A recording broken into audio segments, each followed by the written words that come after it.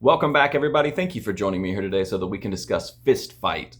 So, this movie stars Charlie Day as a long suffering teacher who works at a not so great school, doesn't really have support from administration, and now they're having massive budgetary issues cutting programs, cutting teachers, cutting pretty much anything they can. He's got to keep it together, though, and make sure that he keeps his job because he's got to support his family, right? So, he's got to make sure no matter what happens that he doesn't get fired, doesn't get laid off.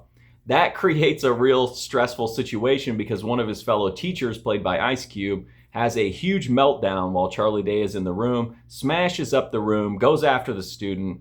Real problems. Whenever their supervisor sits him down to figure out what happened, Charlie Day's got to keep his job. And so he's like, hey, look, I didn't have anything to do with this. This guy tore the room up. He assaulted the student. So they fire Ice Cube, and Ice Cube has had enough.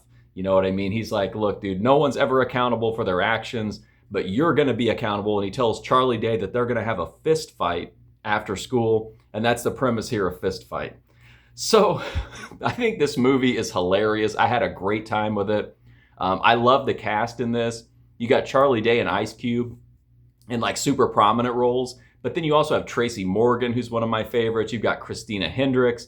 And then you have Jillian Bell, who I really think steals the show in this movie. But it's a really solid ensemble cast that you get to see the side characters just enough to where they're funny and effective, but they're not overused. And I think that's really rare. A lot of movies, when you have kind of a funny side character, they try to shove them into everything. But here you just kind of see these little side characters pop in here and there, which I think is really effective.